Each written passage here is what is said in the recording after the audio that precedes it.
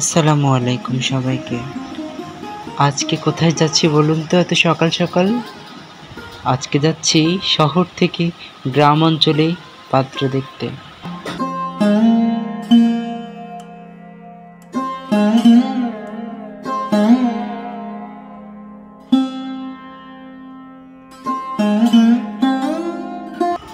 এটি যশোর সদরের মধ্যে একটি গ্রাম। তবে এই গ্রামের মধ্যেও বেশ ট্রাফিক জ্যাম বলেন বা যানজট সেটা বেঁধেছিল। অনেক কষ্টের পর সেটা ছাড়িয়ে আবার কন্টিনিউ করলাম আমাদের জার্নিটা।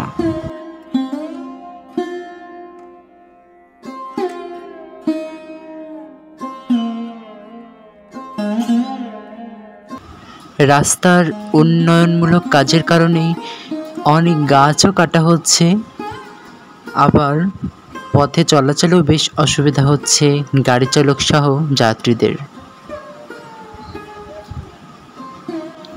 একটা বিষয় সবচেয়ে বেশি আমি লক্ষ্য করেছি, সেটা হলো এই পথের প্রায় অধিকাংশ জায়গাতেই অনেকগুলো ব্যাক বা মোড় আছে।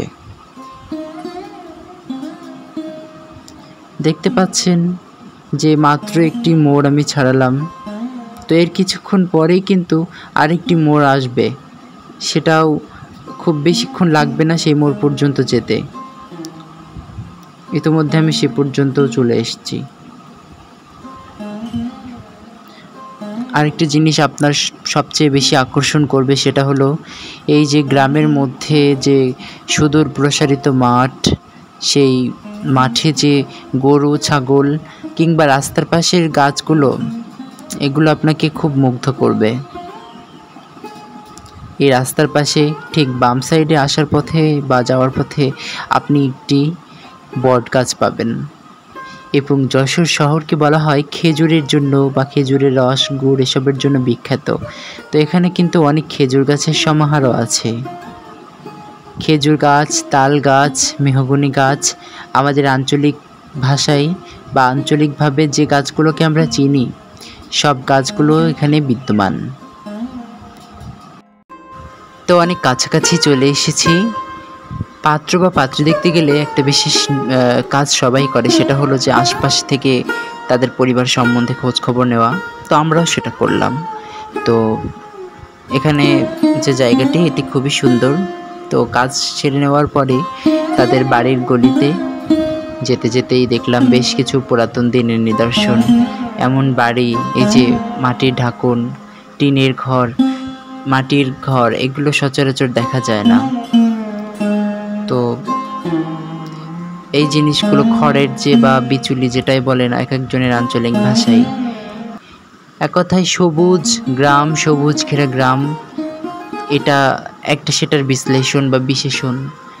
এখানকার ছাগলটাও বেশ মনোযোগী। তো যাই হোক, আমরা পৌঁছানোর পরে আমাদেরকে নাস্তা খেতে দিল।